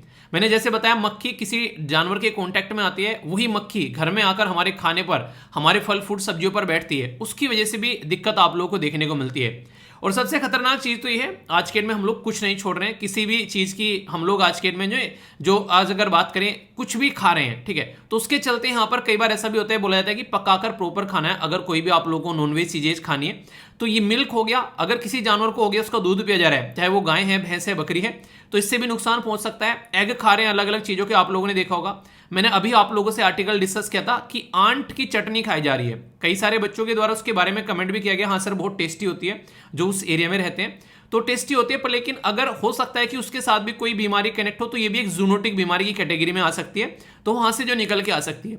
तो ये मैं आप लोगों को एज ए एग्जाम्पल दे रहा हूं, ठीक है, वो फायदेमंद है, वो एक सही बात है, पर लेकिन ऐसी भी चीजें आप लोग यहाँ पर देख सकते हैं। तो इसके बारे में यहाँ पर क्या होता है, इसके बारे में अवेयरनेस फैलाती होती है ताकि ये चीजें जो हैं वो कम हो सके। डे क्यों सेलिब्रेट कर रहे हैं, क्योंकि इसके बारे में सबसे पहले तो अवेयरनेस फैलानी है, और वन हेल्थ वन वर्ल्ड के बारे में हम लोग बात कर रहे हैं। दूसरा जो जूनोटिक बीमारी है उसके इंसिडेंट जो है काफी ज्यादा बढ़ रहे हैं फिलहाल के टाइम पर, तो इसलिए इसके बारे में अवेयरनेस फैलाना बनता है, और ताकि आगे चलकर जूनोटिक बीमारी को होने से रोका जा सके, और prevention is better than cure वाली कंडीशन में हम लोग यहाँ पर आ सके। इसी के साथ में अगर आज के डेट में बात करें, इसके चलते जो हम लोग डेवलपमेंट के नाम पर जो जंगल काटे जा रहे हैं और जिसकी वजह से जानवरों के ऊपर स्ट्रेस पड़ रहा है, तो ये माना जाता है कि जो चमगादड़ है उसके ऊपर स्ट्रेस पड़ने की वजह से कई सारे ऐसे उसके अंदर जो वायरस पाए जाते हैं वो पनपने लगते हैं, और फिर जब वो उसको बाहर निकालता है तो वो इंसानों को ले डूबता है। तो ऐसी चीजें आप लोगों को यहाँ पर देखने को मिलेगी, ठीक है। तो यहाँ पर ये कंडीशन आप लोग समझ सकते हैं। और यहाँ पर ये थीम जो रखी गई यहाँ पर, अब की बार जो थीम है, ठीक है, वो अनाउंस नहीं की गई है, तो इसलिए यहाँ पर ये पुराने साल की ही थीम है जो कि आप लोग यहाँ पर फॉलो कर सकते हैं। तो मैंने सर्च किया तो यहाँ पर कोई नई थीम जो है वो मिली नहीं, ठीक है। अगर आप लोगों को मिलेगी तो कमेंट बॉक्स में आप लोग बताइएगा। एक और छोटी सी इन्फॉर्मेशन, जो कि सस्टेनेबल डेवलपमेंट गोल के साथ में जब आप लोग कनेक्ट करेंगे तो 17 सस्टेनेबल डेवलपमेंट गोल और 169 टारगेट में आप लोगों को देखने को मिलेगा, तीसरा जो है वो हेल्थ के बारे में बात करता है। और जब हेल्थ के बारे में बात करते हैं तो हर एक तरीके की हेल्थ यहां पर आ जाती है। तो यहां पर अगर पूछ ले आप लोगों से सस्टेनेबल डेवलपमेंट गोल के अंदर में जूनोटिक बीमारी जो है वो कहां पर रखी गई है, तो आप लोग बोलेगा कि तीसरे गोल के अंदर आप लोगों को ये सारी चीजें देखने को मिलेगी। तो ये काफी इंपॉर्टेंट क्वेश्चन है, और लिखने के लिए कुछ आ जाए तो हमेशा इन सस्टेनेबल डेवलपमेंट गोल का इस्तेमाल कर सकते हैं आप लोग कि हाँ ये सस्टेनेबल डेवलपमेंट गोल है, जिसकी वजह से ये चीजें जो है इस तरीके से चेंज की जा रही है, और यहाँ पर इसकी वजह से दुनिया जो है वो साथ में मिलकर आ रही है। तो ये बेसिक इन्फॉर्मेशन है, आई होप कि माइंड में आप लोगों को इसको लेकर क्लैरिटी आई होगी।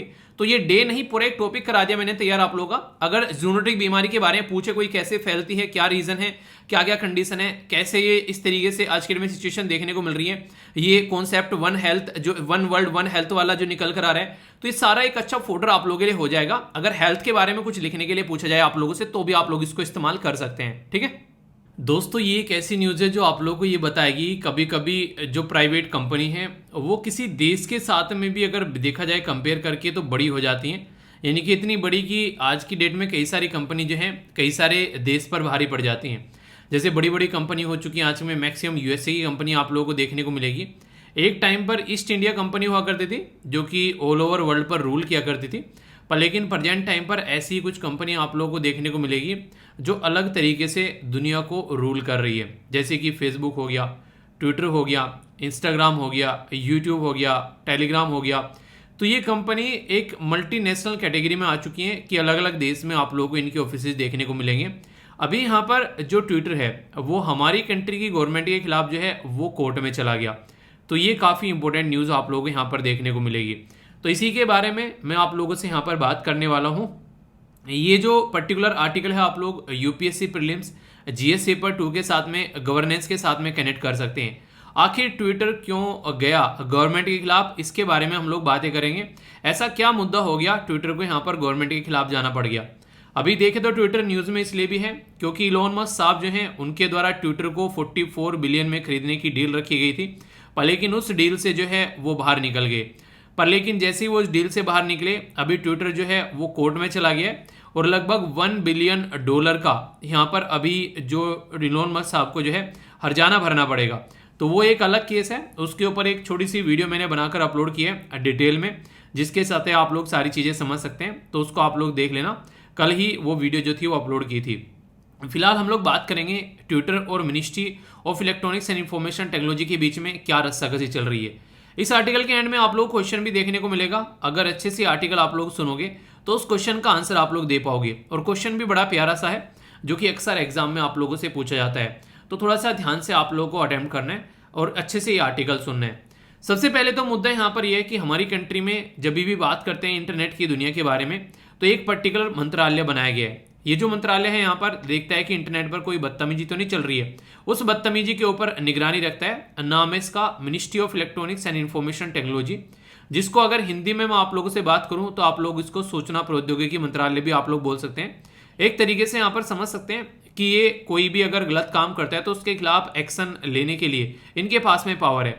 और नॉर्मली जब इंटरनेट पर कोई डेटा को हम लोग ब्लॉक करने के बारे में बोलते हैं तो section 69A of information technology act का नॉर्मली ये यूज करते हैं, जिसको लेकर यहाँ पर अभी कर्नाटक हाईकोर्ट के अंदर चलेगी ट्विटर ने क्यों कर्नाटक हाईकोर्ट के अंदर जाने का इरादा किया, इसके पीछे कई सारी बातें आप लोगों को बताऊंगा।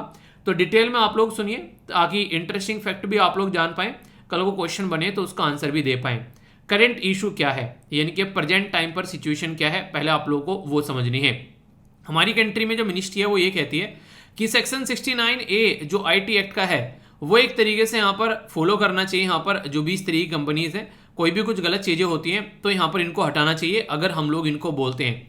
तो ट्विटर जो है वो बोलता है कि लगभग 80 अकाउंट यहाँ पर बताए गए हैं इनको ब्लॉक करने के लिए गवर्नमेंट ने, और यहाँ पर रिक्वेस्ट की गई है यहाँ पर 2021 के अंदर में, जिसको ये बोलते हैं कि ये आर्बिट्रेरी हैं, गलत तरीके से हैं, इनको यहाँ पर आप लोगों को हटा देना चाहिए। ट्विटर यहाँ पर ये बोलता है कि यहाँ पर जो भी गवर्नमेंट बातें इसके बारे में बोल रही है वो बिल्कुल गलत है, यानी कि एक तरीके से गवर्नमेंट जो बातें बोल रही है वो right to freedom of speech के खिलाफ में है। और आप लोगों को एक इंटरेस्टिंग फैक्ट मैं यहाँ पर बता दूं, इलोन मस्क साहब जो है उनके द्वारा साफ साफ बोला गया कि वो ट्विटर को इसलिए नहीं खरीद रहे हैं क्योंकि ट्विटर ने यहाँ पर जो कंडीशन रखी थी उनको वो फुलफिल नहीं कर पाए। उनमें से एक ये भी थी कि freedom of speech and expression को वो यहाँ पर आगे लेकर चलेंगे, पर लेकिन ट्विटर जो है वो उसको इम्प्लीमेंट नहीं कर पाया। यानी कि इलोन मस्क साहब के हिसाब से चले तो ट्विटर जो है इसको करने में फेल हो गया। यानी कि आज की डेट में बहुत सारे फेक अकाउंट आप लोगों को देखने को मिलेंगे, फेक इन्फॉर्मेशन फैलाई जाती है, कई सारे अकाउंट जो है उनके डिलीट करवा दिए जाते हैं अगर कोई अपनी बात रखना चाहता है। तो इसको लेकर इलोन मस्क ने यहाँ पर बोला कि मुझे अच्छा नहीं लग रहा इतने पैसे ऐसी कंपनी में लगाना जो कि फ्रीडम ऑफ स्पीच को प्रोटेक्ट नहीं कर पा रही है। ट्विटर आखिर इस कानून के खिलाफ क्यों जा रहा है गवर्नमेंट के? ट्विटर ये बोला है कि जो ये आप लोगों का कानून है सेक्शन 69A एक्ट जो है आप लोग यहाँ पर ये प्रॉपर इसके हिसाब से जो अकाउंट आप लोग ब्लॉक करने को बोल रहे हो ये बिल्कुल गलत तरीके का है, आर्बिट्रेरी है। इसके हिसाब से आप लोग ये जो अकाउंट है वो बैन नहीं कर सकते। और सबसे बड़ी बात तो ये है कि गवर्नमेंट ये बोल रही है कि इन अकाउंट को बंद कर दो, और उन अकाउंट को बंद कराने की बात की जा रही है उनको नोटिस भी नहीं दिया जा रहा है। उन्हें कहते हैं कि ये काम कर देते हैं तो आप लोगों को नोटिस दिया जाए कि भाई साहब ये काम है, इसको देख लेना वरना दिक्कतें हो जाएंगी।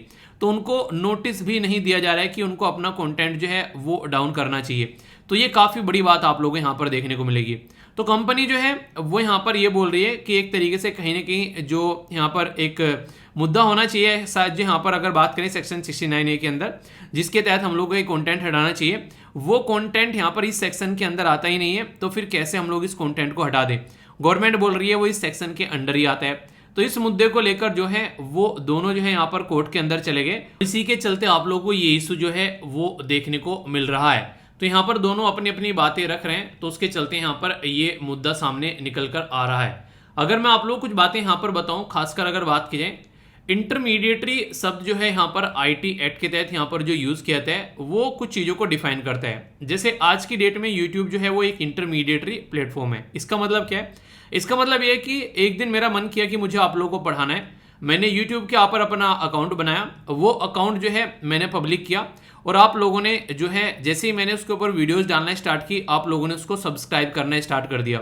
तो इनडायरेक्ट वे में बोला जाए तो जो ये अकाउंट मैंने यूट्यूब के ऊपर बना रखा है ये यहाँ पर यूट्यूब और मेरे, ये बेसिकली यूट्यूब के ऊपर जो अकाउंट है यहाँ पर ये अकाउंट जो है मेरे और आप लोगों के बीच में एक कनेक्टिंग लिंक का काम कर रहा है। पर लेकिन अगर ढंग से देखा जाए तो यहाँ पर ये एक तरह किराए का मकान आप लोग बोल सकते हो। ये पर्टिकुलर मेरा नहीं है कि यहाँ पर कोई यूट्यूब के ऊपर कि मैंने इसको खरीद रखा है, ऐसा नहीं है। जिस दिन यूट्यूब देश के अंदर से जाएगा तो ये अकाउंट सब चले जाएंगे, यानी कि कोई यहाँ पर पूछने वाला नहीं होगा कि यहाँ पर स्टडी लवर वीर नाम का कोई चैनल था यूट्यूब के ऊपर, क्योंकि जो भी यूट्यूब के ऊपर रहेगा चाहे कितने भी हजारों लाखों चैनल हैं वो सारे के सारे गायब हो जाएंगे जैसे ही देश के अंदर से यूट्यूब जो है वो जाएगा। तो इसका मतलब क्या हो गया? इसका मतलब ये होगा कि हम लोग एक रेंटेड प्रॉपर्टी के ऊपर बैठे हुए हैं जहां पर मैं अपने लेक्चर डिलीवर कर रहा हूं और आप लोग इन लेक्चर को देख रहे हो। तो इंटरमीडिएटरी हो गया यूट्यूब। अब यूट्यूब यहां पर मान लीजिए ये बोलने लगे कि यार मेरी कोई रेस्पॉन्सिबिलिटी नहीं है यहाँ पर कि स्टडी लवर वीर नाम का जो चैनल है वो यहाँ पर इस पर्टिकुलर चैनल के ऊपर क्या अपलोड कर रहा है, ये उसकी रेस्पॉन्सिबिलिटी है। अगर वो कुछ गलत काम करता है तो आप लोगों को जाकर उसको अरेस्ट करना चाहिए। यानी कि अगर मैं कुछ गलत करता हूँ यहाँ पर, मैं कुछ गलत कंटेंट अपलोड करता हूँ तो मुझे पकड़ना चाहिए, ना कि यहाँ पर यूट्यूब को जाकर पकड़ना चाहिए यहाँ पर। तो कई सारे इंटरमीडिएटरी प्लेटफॉर्म ये बोलते हैं। पर लेकिन अलग अलग कंट्री की गवर्नमेंट और इवन हमारी कंट्री की गवर्नमेंट भी बोलती है कि आपकी कोई रेस्पॉन्सिबिलिटी है कि नहीं है। आपके प्लेटफॉर्म पर अगर कोई कुछ भी कर चला जाएगा आपकी कोई रेस्पॉन्सिबिलिटी नहीं रहेगी। तो इसलिए यूट्यूब ने अपनी रूल और रेगुलेशन बना रखी है कि कल को चलकर अगर कोई यहाँ पर एक पर्टिकुलर सीमा को लांघता है तो उस चैनल को टर्मिनेट भी कर दिया जाता है। यहाँ पर इसी के चलते जो टेलीकॉम सर्विस प्रोवाइडर हो गए या फिर जो नेटवर्क सर्विस प्रोवाइडर हैं, एक तरीके से अलग अलग जो भी इस तरीके की चीज़ें चल रही हैं, इवन जो आज के डेट में पेटीएम वगैरह ये सब आप लोग यूज़ करते हैं, ये सब भी एक तरीका प्लेटफॉर्म ही है कस्टमर को जो दुकान वाले के साथ में कनेक्ट करने के तरीके आप लोगों को देखने को मिलेंगे। सारे सोशल मीडिया प्लेटफॉर्म जो है वो इंटरमीडिएट की कैटेगरी में यहाँ पर आ जाते हैं इस तरीके से, चाहे फेसबुक हो, इंस्टाग्राम हो, ट्विटर हो, टेलीग्राम हो, कोई भी प्लेटफॉर्म क्यों ना हो, वो सारा आज के डेट में इंटरमीडिएटरी कैटेगरी में आ जाता है। तो अभी यहाँ पर जो रीजन है इंटरमीडिएटरी को यहाँ पर ये आज के डेट में आईटी एक्ट के हिसाब से चलने की बात की जाती है। तो यहाँ पर कई सारी चीज़ें देखने को मिलेगी। सबसे ज़्यादा चीज़ तो यहाँ पर यह कि इंटरनेशनल आज के डेट में रिक्वायरमेंट है इस चीज़ के। Corporate with the law and order authority यहाँ पर एक तरीके से एक सरकमस्टेंसेस बन जाता है जिसके चलते काम करना पड़ेगा। सोचो आप लोगों के पास में एप्पल का फोन है और कोई इंसान जो है एप्पल के फोन का इस्तेमाल करके यहाँ पर किसी का मर्डर कर देता है, मतलब उसी के थ्रू यहाँ पर मैसेज भेजता है, उसी के थ्रू कॉल करता है, और यहाँ पर एप्पल इतनी सिक्योरिटी प्रोवाइड कराता है कि आप लोग उसको टच ही नहीं कर सकते। वही इंसान या तो टच कर सकता है जिसका वो फोन है, या फिर यहाँ पर कोई इंडियन अथॉरिटी के हाथ में ये पावर नहीं है, वो उनको रिक्वेस्ट करनी पड़ेगी यहाँ पर यूएसए के अंदर बैठे हुए एप्पल वालों से कि भाई साहब इसकी इन्फॉर्मेशन चाहिए कि ये इंसान है कौन, तो तब जाकर यहाँ पर इन्फॉर्मेशन मिलेगी। तो जरूरी है यहाँ पर कल को कोई ऐसा क्राइम कर यहाँ पर हरकतें करे तो उसको रोकना जरूरी है। कल को कोई साइबर क्राइम करे, इसकी वजह से हो सकता है कई सारे लोगों की मेहनत की कमाई चली जाए, हो सकता है कई सारे लोगों की जान भी चली जाए। तो इस चलते यहाँ पर एक बैलेंस बनाना जरूरी है, तो ये भी यहाँ पर फोकस किया जाता है। और मिसयूज ना हो सके इंटरनेट का, क्योंकि इंटरनेट जो है एक आज के डेट में ऐसा हब बन चुका है जिसको गलत तरीके से भी इस्तेमाल किया जा रहा है। देखिए ये बिल्कुल ऐसे है जैसे आप लोगों के पास में फ़ोन है, आप लोगों के पास में यूट्यूब चैनल है, तो आप लोग इनसे अच्छा काम भी कर सकते हैं। बहुत सारे लोगों ने यहाँ से अच्छे अच्छे काम किए हैं, बहुत सारे लोग पढ़ाई कर रहे हैं इसके ऊपर बैठकर फ्री ऑफ कॉस्ट। बहुत सारे बच्चे अलग अलग अपनी स्किल सीख रहे हैं इसके ऊपर बैठकर।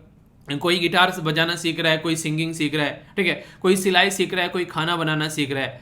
तो अलग अलग तरीके से इवन मैं आप लोगों को बताऊं, मैं आप लोगों को जो पढ़ा पाता हूं यहाँ पर, अब तो यहाँ पर बहुत सारे यूट्यूब पे चैनल बन गए, देखम देखी लोगों ने बहुत कुछ यहाँ पर बना डाला। पर लेकिन उस टाइम पर जब मैंने पढ़ाना स्टार्ट किया था तो मुझे बहुत ही ज़्यादा मशक्कत करनी पड़ी थी यहाँ पर ये सारी चीज़ें सीखने के लिए, क्योंकि कोई भी इंडियन लैंग्वेज में यहाँ पर ये प्रॉपर वे में चीज़ें नहीं सिखा रहा था। तो मैंने अलग अलग कंट्री की यहाँ पर जो बेसिकली वीडियोस देखी, उनके थ्रू टाइटल पढ़ पढ़कर और पता नहीं कैसे कैसे जो है मैंने कैसे स्क्रीन को रिकॉर्ड करते हैं और कैसे यहाँ पर ये टैबलेट यूज़ करते हैं, वो सारी चीज़ें एक तरीके से बड़ी ही मशक्कत करके सीखी। पर लेकिन आज की डेट में जो उस टाइम पर मुझे अच्छा खासा टाइम लग गया, आज की डेट में कोई ये काम करने बैठेगा तो मैक्सिमम मुझे लगता है कि 1 हफ्ता भी नहीं लगेगा, 7 दिन के अंदर ये सारी चीज सीख डालेगा। क्यों? क्योंकि इतने सारे रिसोर्सेज यहाँ पर हो चुके हैं। पर लेकिन दूसरी बात भी सही है, रिसोर्सेज के साथ में कंपटीशन भी यहाँ पर इतना ही ज़्यादा बढ़ गया है। पर लेकिन आपके अंदर अगर क्वालिटी है तो कंपटीशन जो है वो मैटर नहीं करता है, वो भी बात है। अगर आप लोगों के अंदर क्वालिटी है कोई काम करने की, आप लोग अच्छा डांस कर सकते हैं, आप लोग अच्छा गिटार बजा सकते हैं, आप लोग किसी को एक तरीके से सेल्फ डिफेंस की टेक्निक सिखा सकते हैं, किसी को योगा सिखा सकते हैं, किसी को खाना बनाना सिखा सकते हैं, किसी को सिलाई सिखा सकते हैं। बहुत सारी चीज़ें हैं जो भी आप लोग के अंदर आज की डेट में टैलेंट है, वो आओ और यहाँ पर आप लोग शोकेस कर सकते हो। तो इससे आप लोगों को फायदा होगा, आप लोगों को एक मीडियम ऑफ अर्निंग मिल जाएगा और इसी के साथ में किसी का फायदा हो जाएगा कि उसको सस्ते प्राइस में कुछ अच्छी एक तरीके से स्किल सीखने को मिल जाएगी। तो इस तरीके से आप लोग समझ सकते हैं, तो आप लोग भी इसका इस्तेमाल कर सकते हैं। कहीं ना कहीं अगर बात करें तो एक अच्छी चीज़ है, पर लेकिन वो तब तक ही अच्छी है जब तक इसका इस्तेमाल सही तरीके से किया जाए। जब गलत तरीकों से किया जाता है तो फिर यही चीज़ इतनी खतरनाक भी हो जाती है कि कई सारे लोगों की जान तक चली जाती है। और इवन अगर मैं थोड़ा सा आप लोगों को यहाँ पर एक्स्ट्रा इन्फॉर्मेशन बताऊं तो आप लोग ये जानकर हैरान हो गए। अब तक मैं आप लोगों को 69 के बारे में पढ़ा रहा था, सेक्शन 66A भी था यहाँ पर एक, जो कि यहाँ पर सुप्रीम कोर्ट के द्वारा नल एंड वॉइड करार दे दिया गया था। यानी कि एक पर्टिकुलर केस आया था हमारे देश में के अंदर, Siraj Singhal versus union of India का केस था यहाँ पर, और ये केस था 2015 का। इस केस के अंदर में यहाँ पर ये बोला गया कि जो ये सेक्शन है, सेक्शन 66A जो है, ये गलत तरीके से इस्तेमाल किया जाता है गवर्नमेंट के द्वारा। ऐसे कई सारे केसेस देखने को मिले थे महाराष्ट्र के अंदर में कि गवर्नमेंट के खिलाफ कुछ बोल दिया, उत्तर प्रदेश के अंदर में तो तुरंत उनको उठाकर ले जाते थे। चीफ मिनिस्टर के खिलाफ कुछ बोल दिया, जैसे कि यहाँ पर अगर बात करें तो हमारी कंट्री में कई सारे राज्य ऐसे हैं जो आज के डेट में भी इसको इस्तेमाल कर रहे हैं। तो इस तरीके से कोर्ट के द्वारा बोला गया ये गलत है और यहाँ पर इसको नल एंड वॉइड करार दे दिया गया। पर लेकिन इसके बाद भी ये देखने को मिलता है कि अभी 2018, 19, 20 में भी यहाँ पर इसको यूज़ करते हुए लोग पाए जाते हैं। इसके बाद की सुप्रीम कोर्ट इसको बोल चुका है कि ये अब कानून का पार्ट नहीं है, ठीक है। तो यहाँ पर सबसे बड़ी बात तो ये थी कि कोई डिफाइन एक्शन के बारे में बात नहीं की गई थी, सब्जेक्टिव था नेचर में। सब्जेक्टिव का मतलब क्या होता है कि ठीक है यार ऐसा कुछ कर लेते हैं, ठीक है, तो वहाँ पर उसको डिफाइन नहीं कर सकते कि कैसा कुछ कर लेते हैं, ठीक है। जैसे मैं बोल दूँ अगर आप लोगों को एक तरीके से कुछ ऐसे शब्द हो जाते हैं जैसे कि प्यार, तो प्यार को एक तरीके से आप लोग डिफाइन नहीं कर पाएंगे कि कहाँ बांधना है। हैप्पीनेस, खुशी, आप लोग उसको डिफाइन नहीं कर पाएंगे, ठीक है। पर लेकिन मैं आप लोगों को बोल दूँ 2 किलो आलू, 3 किलो चावल, तो आप लोग उनको डिफाइन कर पाएंगे कि इतना कुछ होगा यहाँ पर, तो एक डेफिनेट क्वांटिटी आप लोगों को देखने को मिलेगी। तो सब्जेक्टिव नेचर ऐसा होता है कि एक तरीके से उसका कोई प्रॉपर एक आकृति नहीं होती है, ठीक है। तो ऐसे ही यहाँ पर देखने को मिलता है, कोई प्रोसीजरल सेफगार्ड नहीं है, कल को इसके ऊपर लगा दिया तो लगा दिया, उठा कर ले गए। तो बोला ये गया कि सेक्शन 66A है ना, वो एक्शन जो है यहाँ पर आर्टिकल जो फ्रीडम ऑफ स्पीच है उसका हनन कर रहा है, और आर्टिकल 21 राइट टू लाइफ के बारे में भी यहाँ पर कुछ सही बातें नहीं कर रहे हैं। तो इसके चलते इसके ऊपर फोकस देना जरूरी है। आर्टिकल 19 का फर्स्ट का जो ए है संविधान का, वो freedom of speech and expression के बारे में बातें करता है। पर लेकिन जो यहाँ पर 19 का जो यहाँ पर दोवा है, यानी कि सेकंड जो पार्ट है यहाँ पर, वो इसी के चलते बात करता है कि किस तरीके से आप लोग यहाँ पर हटा सकते हैं freedom of speech and expression को, थोड़ा सा रिस्ट्रिक्शन लगा सकते हैं। पर लेकिन वही बात है यहाँ पर कि कितना रिस्ट्रिक्शन लगाओगे। ये ऐसा कानून हो गया जो कि काफ़ी हद तक जो है गलत तरीके से यहाँ पर मिसयूज किया गया, तो इसके चलते काफ़ी ज़्यादा यहाँ पर ये न्यूज़ में देखने को मिला, ठीक है। तो इसके बारे में समझ सकते हैं। वैसे 66A के बारे में अगर आप लोगों से बात करूं तो यहाँ पर अगर कोई आपत्तिजनक काफ़ी ज़्यादा कुछ उल्टी सीधी बातें बोल देता है, कोई यहाँ पर एक तरीके से बोल सकते हैं कोई अनोइंग काम करता है, किसी को खतरा हो गया, किसी का अपमान कर दिया, किसी को चोट पहुंचा दी, किसी को धमकी दे दी, घृणा या दुर्व्यवहार पैदा कर देना समाज के अंदर, वो सारी चीज़ें इसके अंदर आती थी। तो इस सारी चीज़ों की कोई डेफिनेशन नहीं होती है। आप लोग इसके बारे में क्या बोलोगे कि यहाँ पर इस इंसान से मुझे खतरा है, काहे का खतरा है, ये गोली मार देगा, थप्पड़ मार देगा, ठीक है, एसिड फेंक देगा तुम्हारे ऊपर, मतलब क्या कर सकता है वो। तो वो वाला एक तरीके से किसी ने किसी को बोल दिया, किसी ने किसी को गलत तरीके से देख लिया, तो लोग जो है उसके ऊपर आकर चढ़ गए, ठीक है। तो उसका कोई एक लिमिटेशन होनी चाहिए ना उस चीज को लेकर कि आप लोग कहां पर आकर उसको रोक रहे हो, तो आप लोगों को वो समझना पड़ेगा। तो उसके बारे में बातें यहाँ पर की गई कि किस तरीके से आप लोग उसको लेकर चल रहे हैं, ठीक है। तो यहाँ पर इसीलिए यहाँ पर इसको नल एंड वॉइड करार दे दिया गया श्रेयस अंगल वर्सेस यूनियन ऑफ इंडिया के केस के अंदर में, ठीक है। तो ये थी बेसिक चीजें। तो ट्विटर क्यों गया गवर्नमेंट के खिलाफ, वो आप लोगों को मैंने सारी बातें बता दी, सेक्शन 66 ए के बारे में बता दिया। तो अब आप लोगों से यहाँ पर एक क्वेश्चन का आंसर मैं एक्सपेक्ट करूंगा जिसका आंसर आप लोगों को देना है, ठीक है। चलिए देखता हूं कौन से इसे आंसर देता है। सेक्शन 66 ए आईटी एक्ट का यहाँ पर बात करता है कि यहाँ पर कॉन्फ्लिक्ट करता है किसके साथ में, आर्टिकल 19 के साथ में, आर्टिकल 21 के साथ में, आर्टिकल 23 के साथ में।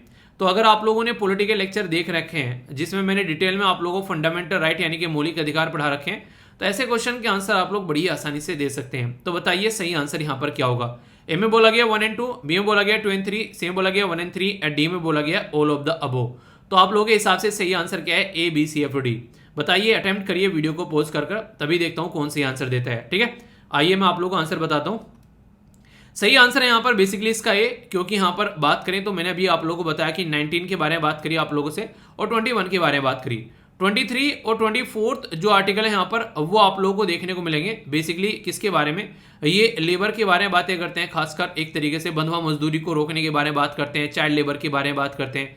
तो ये एक अलग आप लोगों को देखने को मिलेगा। जबकि यहाँ पर फ्रीडम ऑफ एक्सप्रेशन के बारे में बातें की जा रही है। इस पर्टिकुलर आर्टिकल के बारे में freedom of speech and expression और राइट टू लाइफ के बारे में बात की जा रही है। तो ये आर्टिकल यहाँ पर नहीं होगा इसके अंदर में। तो 19 और 21 आप लोगों को देखने को मिलेगा। तो आंसर क्या हो गया, आंसर हो गया यहाँ पर ए, यानी कि 1 and 2 सही है। तो इस तरीके से क्वेश्चन आप लोगों से पूछे जाते हैं। आई होप कि आप लोगों के माइंड में क्लैरिटी आई होगी। अगर क्लैरिटी आई होगी तो फीडबैक जरूर दिया करो यार। एक्सपेक्ट करता हूं कि आप लोग फीडबैक दिया करो। लाइक या डिसलाइक कर एक सेकंड में आप लोग बता सकते हैं वीडियो कैसी लग रही है। और आप लोग रेट भी कर सकते हो लेक्चर को कि आप लोग 10 में से कितने मार्क्स दोगे, ठीक है। तो ये भी आप लोग कर सकते हो। इससे अच्छा लगेगा मुझे कि हाँ आप लोग जो है सही तरीके से एनालाइज कर रहे हो कि लेक्चर आप लोगों को कैसा लग रहा है। ओके, काफी इंटरेस्टिंग आर्टिकल है यार। एक तरीके से आप लोग बोल सकते हैं कि सीना चौड़ा करने वाला आर्टिकल है ये आज का। ये द हिंदू न्यूज़पेपर के द्वारा कवर किया गया और यहाँ पर डिफेंस के एक्सपोर्ट के बारे में बात की जा रही है। 13,000 करोड़ रुपए का एक्सपोर्ट जो है वो हम लोग कर चुके हैं डिफेंस का। हम वही देश हैं जब हम लोग खरीदने के बारे में आते हैं, माल मसाला बाहर से खरीद रहे हैं, तो यहाँ पर ये माना जाता है कि दुनिया में दूसरे नंबर पर हम लोग हथियार खरीदने की कैटेगरी में आते हैं। यानी कि सबसे ज्यादा अगर बात करें डेटा के हिसाब से यहाँ पर सऊदी अरेबिया खरीदता है, दूसरे नंबर पर इंडिया खरीदता है हथियार, तीसरे नंबर पर इजिप्ट, चौथे नंबर पर ऑस्ट्रेलिया और पांचवें नंबर पर चाइना। जबकि मुझे काफी सही लगता है इस कंडीशन में। क्यों? क्योंकि चाइना 5वें नंबर पर ही खरीदने वाला है और चाइना 5वें नंबर पर ही बेचने वाला भी है। तो यानी कि ये तो भाई अपने आप को बैलेंस कर लेता है। पर लेकिन परसेंटाइज वाइज देखो, अगर यहाँ पर खरीदता ओनली 4.3 है दुनिया का और बेचता 5.5 है। तो यहाँ पर भी एक तरीके से पॉजिटिव साइड है यहाँ पर चाइना की। अगर बात करें आम इंपोर्ट में और आम एक्सपोर्ट में, यानी कि हथियार को खरीदने और बेचने के कैटेगरी में जब आप लोग बात करते हैं, तो सबसे ज्यादा खरीदने वाले और सबसे ज्यादा बेचने वाले देश के नाम आप लोगों को पता होना चाहिए, जहां से डायरेक्ट क्वेश्चन बन जाता है।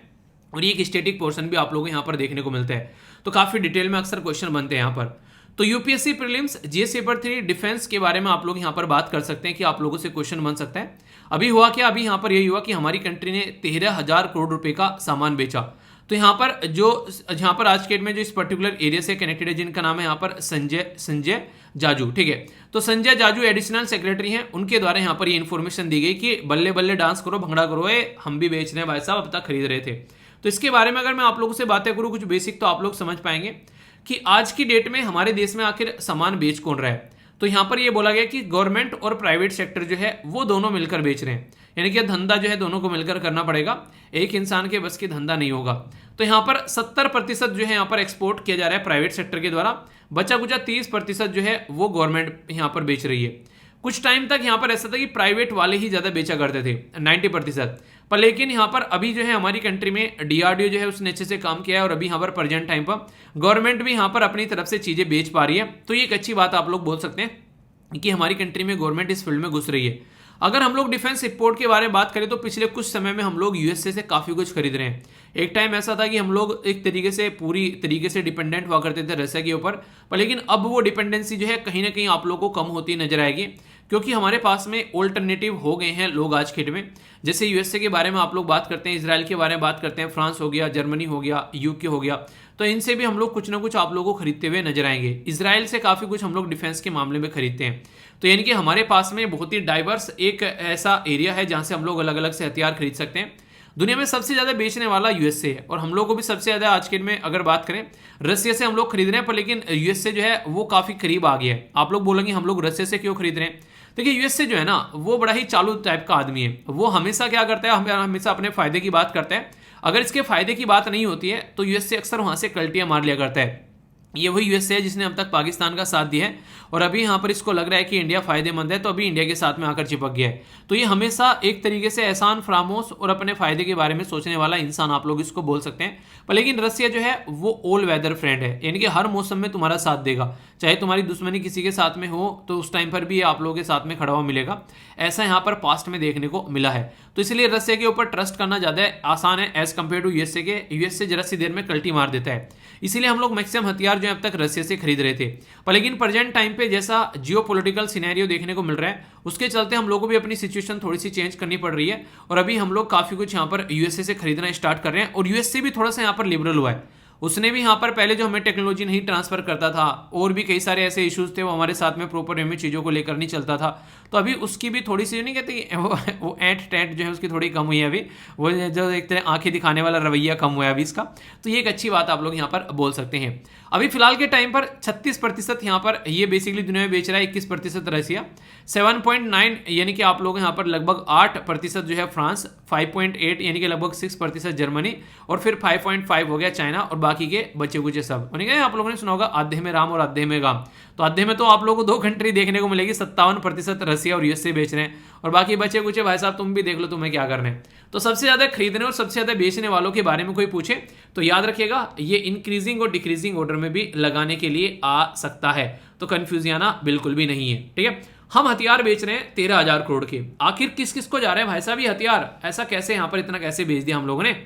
तो यहाँ पर इसी के बारे में बात करते हैं कि ये बढ़ कैसे रहा है। जनवरी 2022 में इंडिया के द्वारा साइन की गई 374.9 मिलियन की जो डील थी फिलीपीन के साथ में, और ब्रह्मोस मिसाइल की डिलीवरी हम लोगों ने की, ठीक है। तो डिलीवरी जैसे यहाँ पर ब्रह्मोस मिसाइल की, हालांकि उसके अंदर कुछ प्रॉब्लम भी देखने को मिली, तो यहाँ पर हम लोगों ने बोला टेंशन नहीं लेने का, चाइना का माल नहीं है, कुछ दिक्कत हो गई होगी थोड़ी बहुत सुधार देंगे, ठीक है। बाकी इजिप्ट हो गया, मलेशिया हो गया, ये भी बोल रहे हैं कि यार हमारे पास में कुछ होना चाहिए।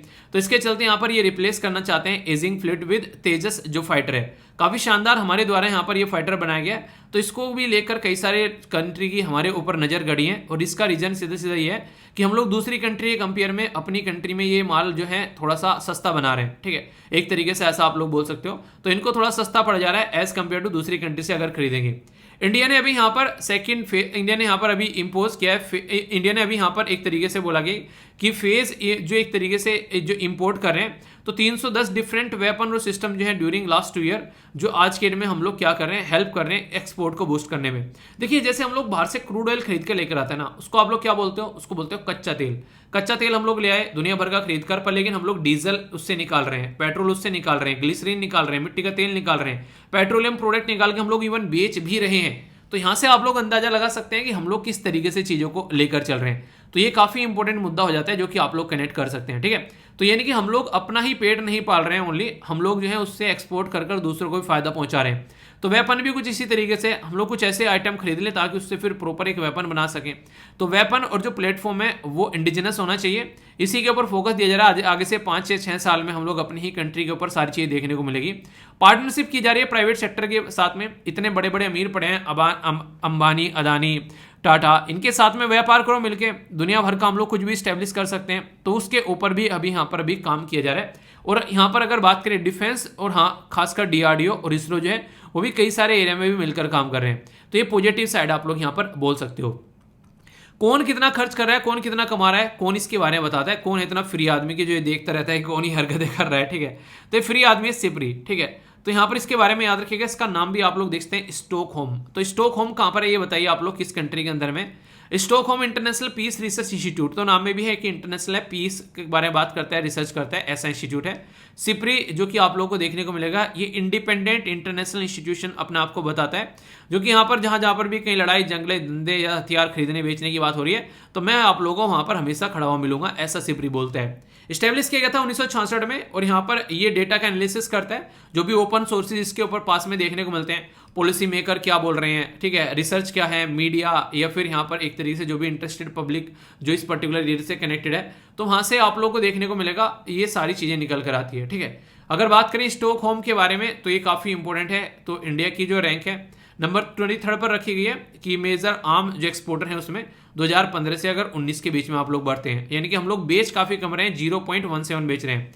मैंने अभी आप लोगों को क्या बताया, चाइना 5वें नंबर पर बेचने में और 5वें नंबर पर खरीदने में, हम लोग खरीदने में 5वें नंबर पर है पर बेचने में 23वें नंबर पर है, यानी कि हम लोग अभी बहुत पीछे हैं, हम लोगों को काफ़ी आगे आना है अगर हम लोग अपनी कंट्री में डिफेंस एक्सपोर्ट के बारे में बातें करते हैं तो ये काफ़ी बड़ा मुद्दा यहाँ पर निकल कर आता है, ठीक है।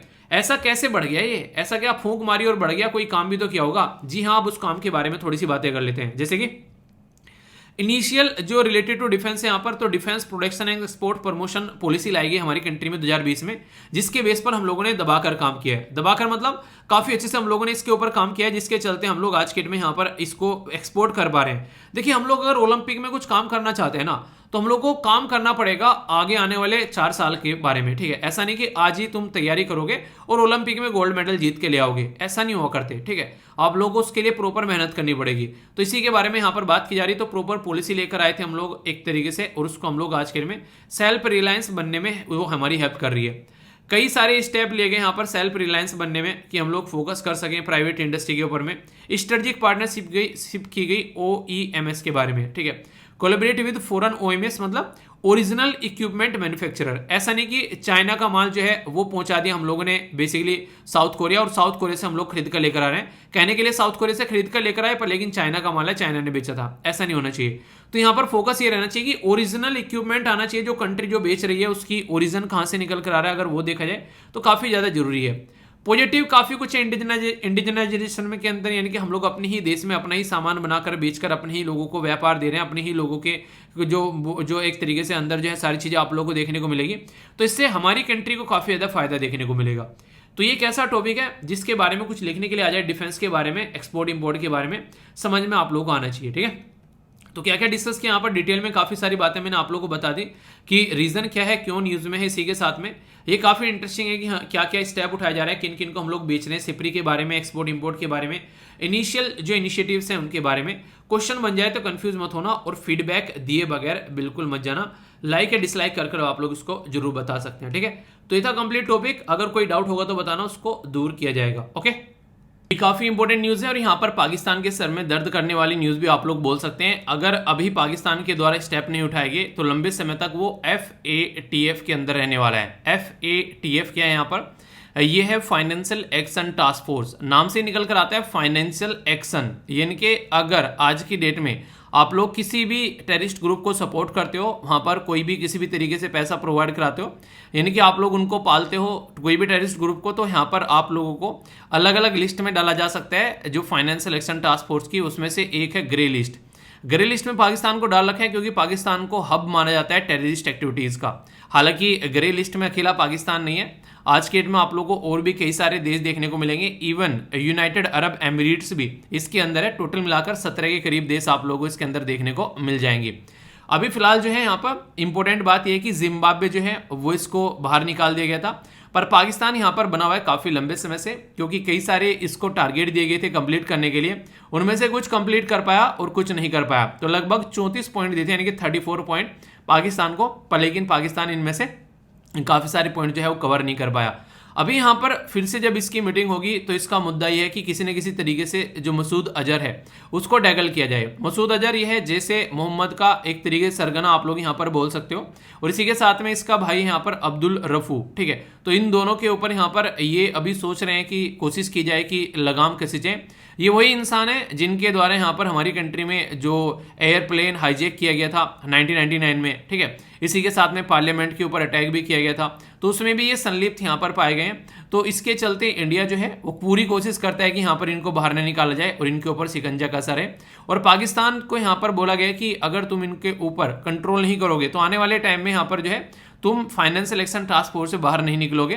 तो रीजन क्या है, रीजन यहाँ पर यह है एक तरीके से इसके अंडर रखने का, ताकि इस कंट्री के अंदर कोई इन्वेस्टमेंट ना करे, और इसके चलते यहाँ पर चीजें जो है आने वाले टाइम में खस्ता हालत हो जाए। तो मिलजुल कर गवर्नमेंट को फोर्स किया जाता है ताकि वो आने वाले टाइम में भी यहाँ पर कुछ कंट्रोल करने की कोशिश करे। G7 कंट्रीज, याद रखिएगा G7 कंट्रीज के द्वारा यहाँ पर पेरिस के अंदर में मीटिंग हुई थी 1989 में, जब यहाँ पर फाइनेंस सिलेक्शन टास्क फोर्स बनाया गया था।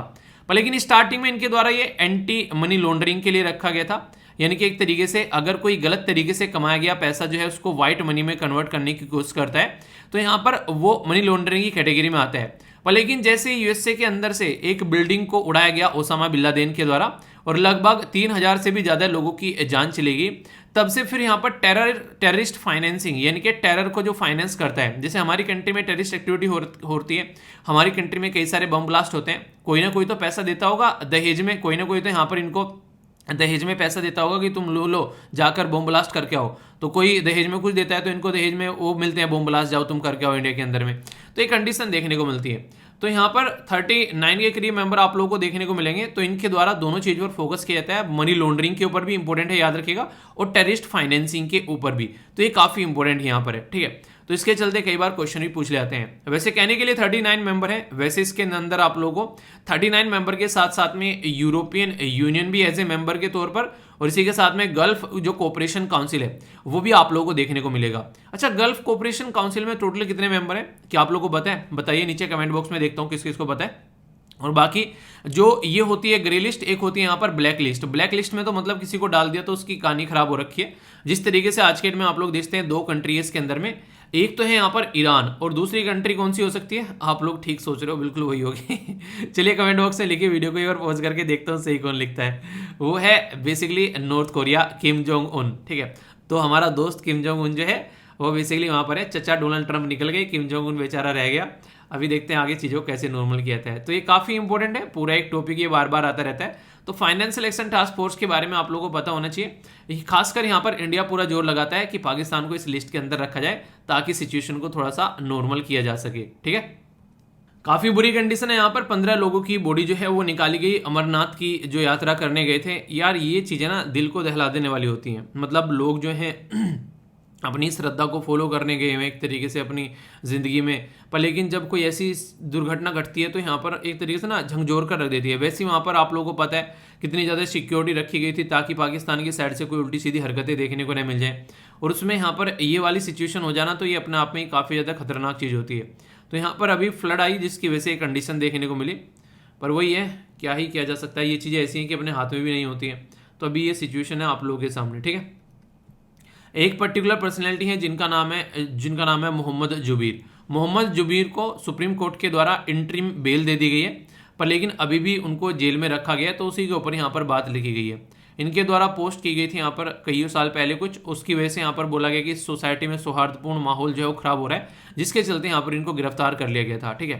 तो ये केस चला हुआ आ रहा है यहाँ पर। इसके चलते यहाँ पर कई सारे लोगों के द्वारा ये भी बोला गया कि न्यूज़ एजेंसी को टारगेट किया जा रहा है। तो वो सब मुद्दे हैं, तो इसके बारे में आप लोग समझ सकते हैं, ठीक है।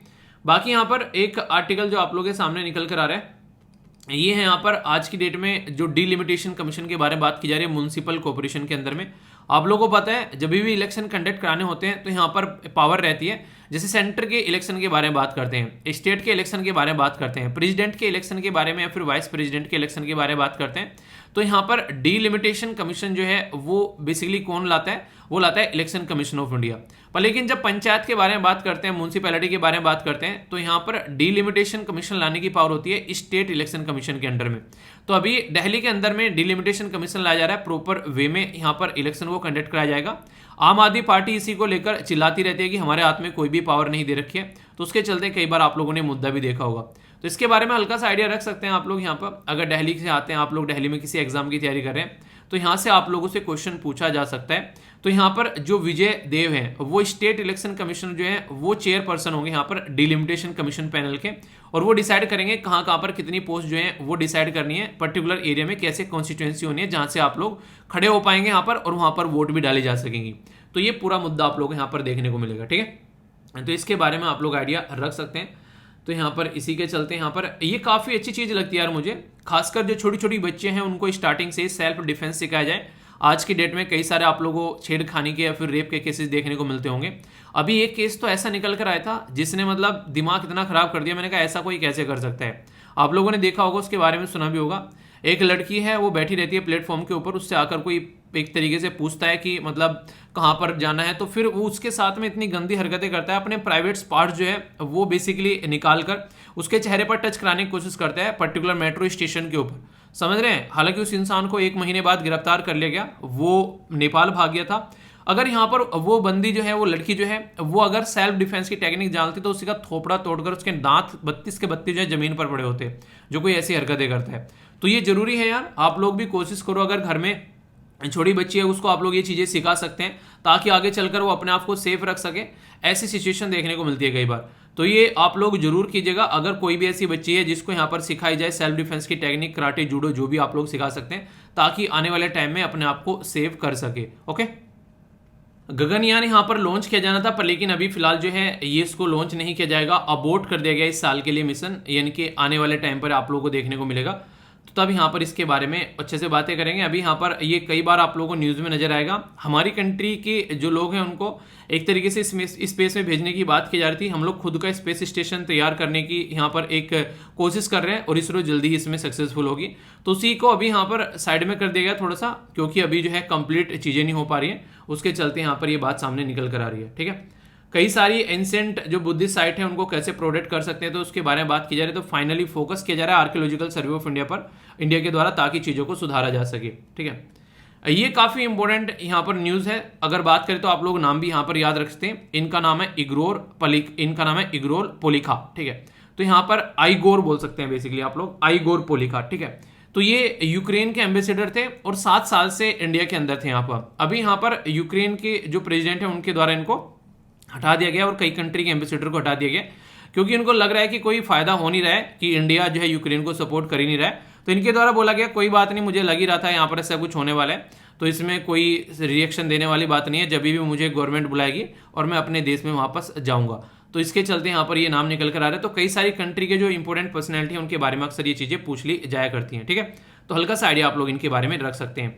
बाकी यूक्रेन की जो मिलिट्री है वो उसमें रिक्रूटमेंट स्टार्ट हो गया है, कहाँ पर, ब्रिटेन के अंदर में ट्रेनिंग यहाँ पर स्टार्ट हो गई है, ताकि नए नए जो भी रिक्रूट किए जा रहे हैं उनको ट्रेन करके यूक्रेन के अंदर उतारा जा सके। तो ऐसी ऐसी चीज़ें भी यहाँ पर देखने को मिल रही हैं।